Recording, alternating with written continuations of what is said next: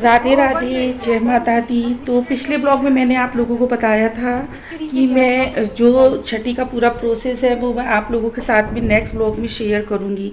पिछले ब्लॉग में मैंने आप लोगों के साथ में सिर्फ छठी की तैयारियां शेयर की हुई थी और आज मैं शेयर करूंगी कि छठी कैसे की जाती है, छठी कैसे भरी जाती है, कैसे क्या किया जाता है। तो यहाँ पर देखिए दीक्षा को मेरी भाभी को सरसों का तेल दिया है चाची ने, और इसमें हाथ में इस तरह से लगा के और दीवार पे छाप देनी है। ये छठी का सबसे पहला प्रोसेस होता है और इस तरह से छाप देनी है। 7 बार छाप देनी है हाथों की। उसके बाद में एक कलश में पानी भरा हुआ है और उसी के ऊपर एक कटोरी भर के गेहूं की रखी गई है। उसके ऊपर सरसों का दीपक रखा गया है और 2 दीपक बनाए जा रहे हैं।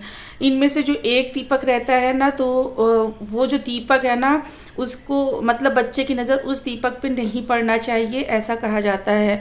और एक दीपक से काजल पारा जाएगा और जो कि बुआ पारती हैं। तो बुआ तो जैसे कि मैं हूँ बच्चे की, तो जिस बर्तन में काजल पारा जाता है, फूले का या पीतल का बर्तन होता है, तो वो बर्तन जो होता है ना वो बुआ का ही हो जाता है। जिससे बुआ काजल पारेंगी ना, वो बर्तन बुआ का हो जाता है, मतलब बुआ को दे दिया जाता है। तो ये देखिए एक कलश में पानी भरकर और उस पर सरसों के तेल का दिया रखा, सॉरी उसके ऊपर गेहूं की अनाज की भरी हुई कटोरी, उसके ऊपर में सरसों के तेल का दीपक रखा हुआ है। और यहाँ पर ये है छठी की थाली, मतलब जो खाना खाया जाएगा। कड़ी है, खीर है, चावल है, रोटी है और दही बड़े भी थे लेकिन मैं रखना भूल गई थी। चाट है, मिठाई है, पान है, मिर्च है, मतलब चटपटा, चटनी, चूरन, हर चीज़ रखी जाती है। लेकिन दीक्षा की तबीयत को देखते हुए हम लोगों ने लिमिटेड सामान रखा हुआ है। और सामान बहुत सारा था, लाई चना भी था, सब कुछ था, मतलब हर चीज़ रखी जाती है, पर इतना खाया भी नहीं जाता है। तो जो ज़रूरी चीज़ें थी ना वही हम लोगों ने रख ली हैं। और जो छाप लगाई थी ना उसमें घी गुड़ इस तरह से लगाया जाता है, वही दीक्षा लगा रही है। छठी वाले दिन बच्चे के हाथ पैर कमर और गले में ना काले जो धागे आते हैं ना, जो दूतिया बोलते हैं, तो वो पहनाई जाती है। बच्चे की खाल बहुत नाजुक होती है, बच्चे बहुत नाजुक होती हैं, तो उनका भी बहुत ज़्यादा ध्यान रखकर ही सब कुछ किया जाता है। बुआ दिए लो पकड़ो दीदी, हम इनको खिलाएंगे, हर्षिता बुला लो, हर्षिता हम इनको खिलाएंगे। नहीं खा दे, अपने हाथ से खाओ, आप खाओ, दोनों लोग खाओगी, दोनों जने खा ले। दोनों लोगों को पूरा खत्म करना है। चाट खा ले, गोलगप्पे मंगा लेती बुआ। केला बाद में खा जी, रोटी खाओ पहले।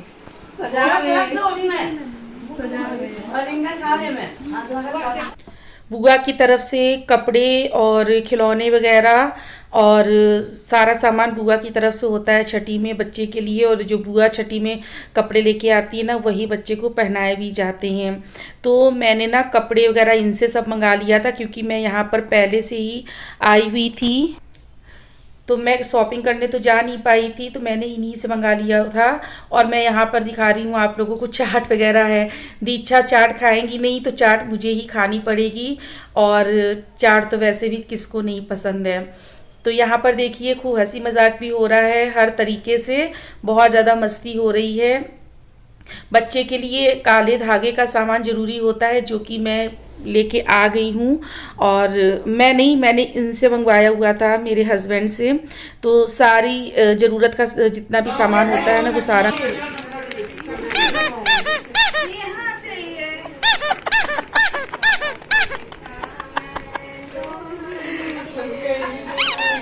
नेहा देखो फूफा कितना बढ़िया लाए। बुरा मत सुनो, बुरा मत देखो, बुरा मत कहो। जल्दी लगाओ यार, खाओ दीदी। सबसे ज़्यादा जो जरूरी होता है वो होता है गले में पहनने के लिए चांदी की हाय और सोने का ओम। जो दोनों चीज़ें मैंने इनसे मंगा ली है। बाकी का जो भी है मेरी शॉपिंग आगे जो होगी ना, वो आपको मुंडन वाले ब्लॉग में देखने को मिलेगी। उसके लिए आपको 6-7 महीने का वेट करना पड़ेगा। तो छठी वाले दिन क्या रहता है कि नंद और भाभी दोनों साथ में ही खाना खाती हैं, और जब दोनों लोग साथ में खाना खाती हैं एक ही थाली में और बच्चे को गोद में लेके खाना खाया जाता है। तो ये देखिए, ये अनाज से इस तरह से निछावर की जाती है, जो कि नेहा कर रही हैं। कैमरा सही से सेट नहीं हो पाया था, इसलिए आपको सही से नहीं दिख रहा है। ये जितना भी अनाज फैला है ना बेड में, गेहूं वगैरह, तो ये सारी निछावर किया जाता है, तो ये उसी का है। और यहाँ पर देखिए हम लोग दोनों लोग साथ में खा रहे हैं। भले ही एक थाली लगाई हुई थी खाने की, लेकिन नहीं खाया जा रहा था पूरा खाना, तो जो ज़रूरी था वो खा लिया, बाकी का नहीं खाया था। और ऐसा कुछ भी नहीं है कि सारा कुछ ख़त्म ही करना होता है। और मतलब देखिए हर चीज़ रखी हुई है, फल हैं और चाट है, जो भी मतलब हो मिठाई में सब कुछ है। पान है, पान ज़रूरी होता है रखना, तो ज़रूरी जो चीज़ें हैं ना वो सारी रख दी गई हैं। और फिर सब अपनी सामर्थ्य के अकॉर्डिंग होता है, जितने आपके सामर्थ्य हो उतना कीजिए। तो यहाँ पर देखिए दही बड़े लाना भूल गई थी, तो दही बड़े लगाए ही नहीं मैंने। तो खाना वगैरह हो चुका है, और इसके बाद में अब बारी आती है काजल को पाड़ने की। तो ये फूले की थाली है जो मम्मी नई लेके आई थी और जिस पे अब मेरा कब्जा हो गया है। छठी में एक कॉपी और पेंसिल रखना बहुत ज़रूरी होती है, पेंसिल या पेन। तो ये देखिए यहाँ पर रखा हुआ है। ये जो बड़ा वाला दीपक है ना सरसों के तेल का, इसी से काजल पाड़ना है बच्चे के लगाने के लिए। तो यहाँ पर थाली को उल्टा करके मैं काजल पाड़ रही हूँ, ये देखिए। और बहुत जल्दी काजल इसमें पड़ जाता है, अच्छे से बन जाता है, कोई दिक्कत नहीं होती है। और छठी वाले दिन माँ और बच्चे दोनों के काजल लगाना ज़रूरी होता है।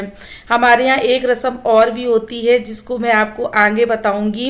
अब बताना उचित है या नहीं है ये मुझे तो नहीं पता है, लेकिन मुझे ये डर लगता है कि मेरे चैनल में कोई प्रॉब्लम ना हो जाए।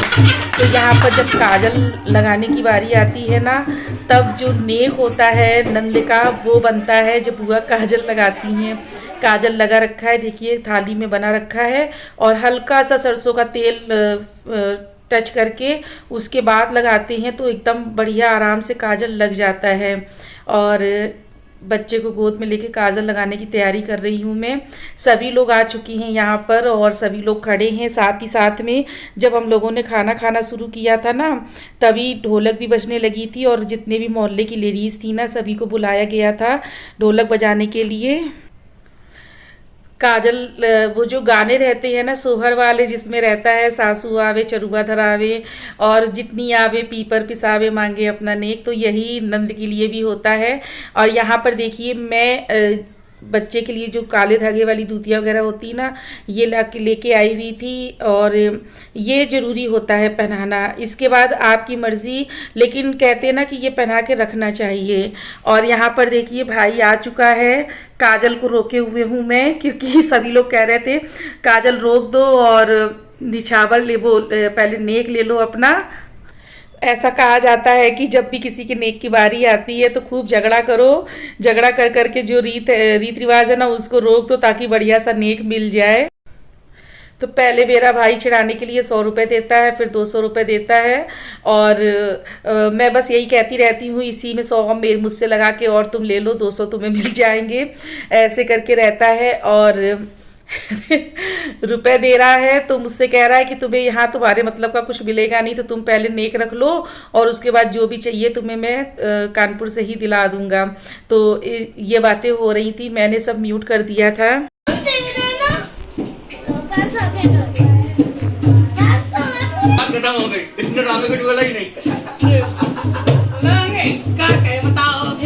जिसको देना हो ये दे दो, हम ये सब कर पाते हैं।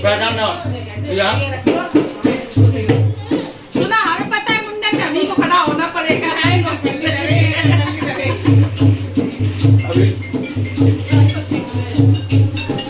तो भाई ने नेक तो दे दिया है मुझे, और अब बारी आती है काजल को लगाने की। तो ये देखिए मेरा प्यारा सा बाबू सो रहा है, और इसको जैसे ही काजल लगाया ना थोड़ी देर बाद एकदम से रोने लगा और बहुत तेज़ रोया था। अभी नहीं, अभी जब दूसरी आंख में लगाऊंगी ना तब ये रोएगा कस के, और बहुत तेज़ एकदम चिल्ला के रोया। ऐसा कहा जाता है कि छठी में बच्चे का रोना बहुत ज़रूरी होता है, छठी में बच्चों को रुलाया जाता है।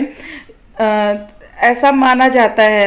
तो खैर मेरे बउआ ने रोने की जो रस्म होती है ना वो पूरी कर दी है, कस के रोया था। थोड़ी देर के लिए रोया था, मतलब कुछ सेकंडों के लिए, और चुप हो गया था बिल्कुल, क्योंकि एकदम से कुछ बदलाव होते हैं और कोई चीज़ लगाई जाती है ना तो थोड़ा परिवर्तन तो होता ही है। और बच्चों के काला टीका लगाया जाता है, बेटियों के शायद छुपा के लगाया जाता है। और इस तरह अलग अलग सिस्टम रहते हैं बेटे और बेटियों के। काजल तो लगाया जाता है, लेकिन उसके बाद जो टीका वगैरह लगाते हैं ना तो वो बेटियों के नहीं लगाया जाता है, बेटियों के छुपा के लगाया जाता है कान के पीछे, लेकिन बेटों के माथे की तरफ एक टीका लगाया जाता है। तो ये देखिए कितनी कस के रो रहा है, लेकिन मैंने आवाज़ म्यूट कर दी है। कमज़ोर है, लेकिन हाँ धीरे धीरे आगे केयर अच्छे से हो जाएगी ना तो ठीक हो जाएगा। तो हो गई काजल लगाई की रस्म, छठी भी हो गई है और अथी सो रही हैं। अथी कुछ भी नहीं देख पाई थी, लेकिन मैंने ना अपनी आद्या के भी लगाया था, अथी के भी लगाया था काजल।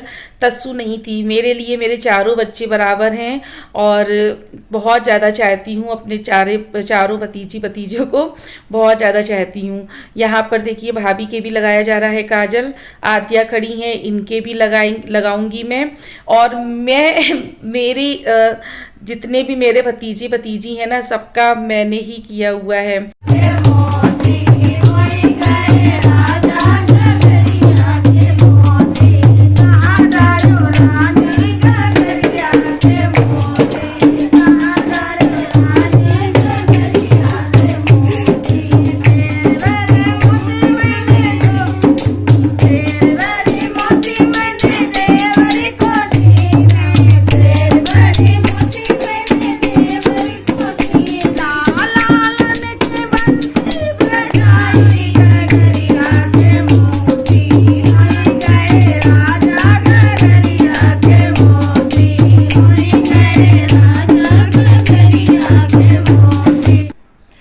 देखिए साथ ही साथ यहाँ पर ढोलक वगैरह बज रही है। जब भी कुछ शुभ काम होते हैं ना तो ढोलक ज़रूर बजाई जाती है और लगातार रोज़ ढोलक बजाई जा रही है। बड़ा अच्छा लग रहा है। और हम सब लोग टेरेस पे आ गए हैं एक ज़रूरी रस्म को पूरा करने के लिए। अब मुझे ये नहीं पता कि यहाँ बताना ज़रूरी है या नहीं है।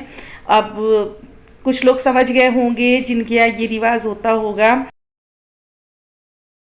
हाँ जा रहे हैं। अले अले अले अले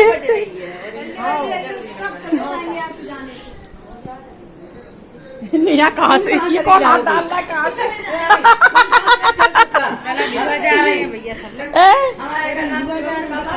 खुश रहो भैया, खुश रहो।